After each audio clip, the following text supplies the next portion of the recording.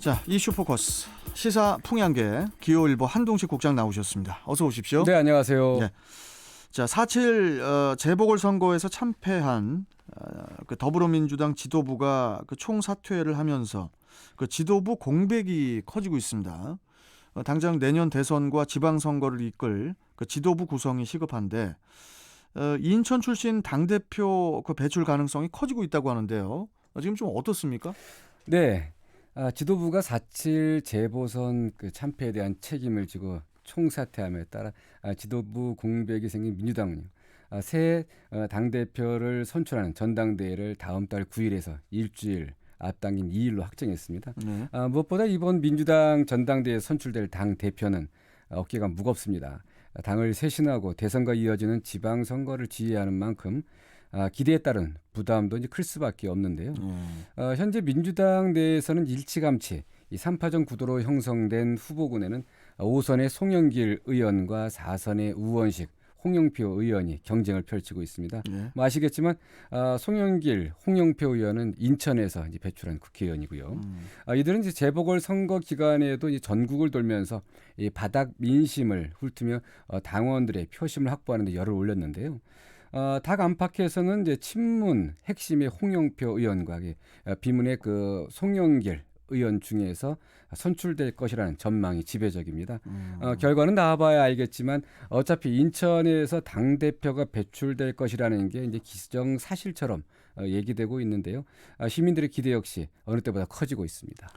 그 집권당의 대표가 그 인천에서 배출되는 것은 그 사상 최초 아닙니까? 네. 그런데 이 정치권에서는 어떻게 뭐 두 후보 중에 누가 더 유리하다고 보고 있나요? 예. 인천에서 당대표가 배출되는 것은 인천 정치 사상 유일무이한 일인데요. 그만큼 지역의 기대도 커지고 있습니다. 하지만 이제 송영길, 홍영표 이 두 후보 중 누가 더 유리한 고지에 있느냐는 이 정치적 상황에 따라 이 좌우될 것으로 보여지는데요. 후보들의 면면을 살펴보면요. 먼저 그 송 의원은 이번이 세 번째 당권 도전입니다. 벌써 세 번째입니까? 그렇습니다. 어쨌든 이번에 그 3세번이기 때문에 가장 유력하지 않냐 이런 얘기가 나오는데 그런 만큼 이제 전국적으로 이 높은 인지도를 갖고 있어서 이번 당 대표 선거에서 가장 유력하다고 평가받는 게 사실인데요. 더구나 4.7 재보선 참패의 영향으로 그 친문 핵심들이 당 안팎에서 이 선거 참패에 대한 이 책임을 추궁당하는 것을 보면 본인 스스로 이제 비문이 아닌 범문 이 계열로 분류하고 이제 송 의원은 이 선거 책임에서 패배 책임에서 이 자유로울 수 있다는 점에서 당심 확보에 더 유리하지 않느냐 이런 얘기가 좀 나오고 있고요. 좀 재미있는 거는 송 의원이 비문이 아니라 범문. 그러니까 문재인 계열이다 하다 보니까 좀 상당히 좀 폭넓게 확장한 개념도 있는데요.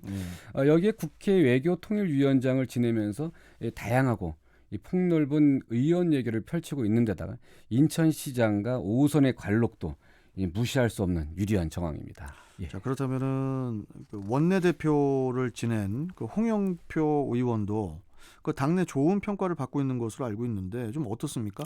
네, 그렇습니다. 이 홍영표 의원 진짜 뚝심의 국회의원이고요.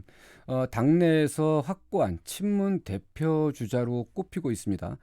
친문의 지지를 통해서 원내대표를 지내면서 이 당내 사정을 누구보다 잘 알고 있고요. 그리고 홍 의원은 특히나 이 의원들과 그리고 또 이제 지역구에서도 상당히 폭넓게 교류하면서 대인 관계라든가 관계들이 상당히 좀 좋은 것으로 알려지고 있습니다.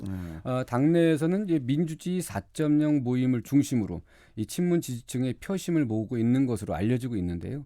원내대표를 지내며 검찰 개혁을 주도하는 등의 강한 리더십을 보여준 것이 강점으로 꼽힙니다. 문제는 선거 참패에 따라 이 친문 쪽 인사들에 대한 이 선거 책임론이 부각되면서 홍 의원 역시 자유롭지 않다는 점인데요.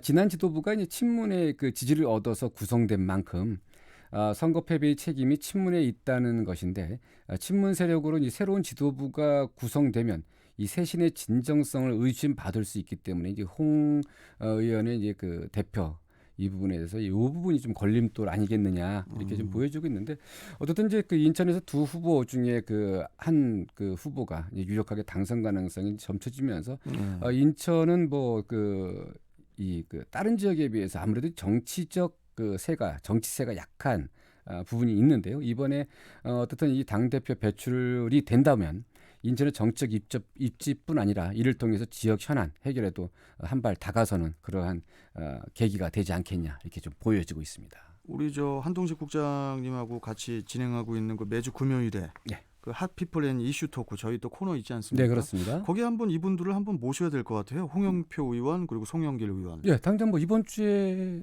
이번 주에 누구 나오십니까? 예, 홍영표 의원께서 그렇습니까? 예, 예, 예. 그럼 다음 주는 송영길 의원인가요? 예, 그렇게 지금 추진하고 있는 걸로 알고 있습니다. 알겠습니다. 자, 다음 소식을 또 가보죠. 자, 이게 또 어찌된 일입니까? 이재명 경기지사의 핵심 정책 목표인 이 기본소득이 시작부터 삐그덕거린다고 하는데 경기도 의회에서 제동을 걸고 나섰기 때문이라고 합니다. 이건 또 어떤 내용입니까? 네, 경기도가 올해 그 하반기에 시행할 예정인 농촌 기본소득 이 사회 실험이 도의회에서 제동이 걸렸습니다. 경기도의회 더불어민주당 기본소득 특별위원회는요, 경기도가 제출한 농촌 기본소득 시범 사업에 관한 조례안을 오늘부터 진행하는 그 제 151회 임시회에서 심의하지 않기로 했다고 밝혔습니다. 네, 농촌 기본소득은 도민 전체에게 기본소득을 보편 지급한다는 이재명 지사의 정책 목표에 따라 추진되는 시범 사업 성격인데요. 사회 실험 일정이 지연되면 기본소득 정책 시행에도 차질이 예상된다고 이렇게 보여집니다. 하지만 이제 이 지사의 정책 자체가 흔들리는 것은 아닙니다. 절차상 이제 문제가 있었기 때문으로 지금 오늘 의회에서 다루지 않는 건데요.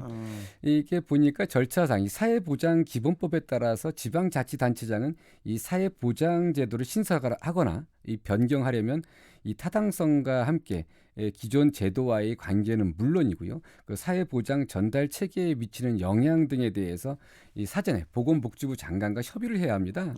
그런데 농촌 기본소득은 이 절차가 빠진 채 의회에 넘어온 것인데요. 의회는 협의 절차를 진행하면 조례안을 심의하겠다는 그런 입장입니다. 자, 그러면 농촌 기본소득이 무엇인지 이게 또 궁금한데 좀 간단하게 설명 좀 해주세요. 네. 농촌 기본소득에 대해서는 도가 아직 최종안을 확정하지는 않았지만요. 대략 실험 지역 1개면의 실거주자 4천여 명에게 직업이나 나이, 재산 등에 관계없이 1인당 월 15만 원씩 연간 180만 원을 5년간 이 지역 화표로 지급하는 방안인데요. 어쨌든 이번에 절차에 문제가 있었지만 당장 6월부터 이 하반기부터 시행한다는 이런 계획을 세웠는데 이 계획에는 뭐 큰 차질은 없을 것 같습니다. 그래서 어쨌든 뭐 지금 의회에서도 지금 절차만 거치면 바로 이제 그 조례안을 통과시켜주고 또 이제 시행하는 데서도 이제 문제가 없다고 이렇게 보여주고 있는데. 어쨌든 경기도가 이 농촌 수당을 시작으로 이 도민들에게 기본소득을 지급한다고 하니까 저희 인천 시민 입장으로서는 좀 부럽기도 하고요. 어쨌든 이게 좀 다 시행됐으면 하는 그런 바람입니다. 기본소득 이야기가 뭐 앞으로 계속 나올 것 같습니다. 네, 그렇습니다. 자, 오늘 말씀 여기까지 듣겠습니다. 고맙습니다. 네, 감사합니다. 네, 자, 이슈 포커스 기호일보 한동식 국장이었습니다. 지칠 때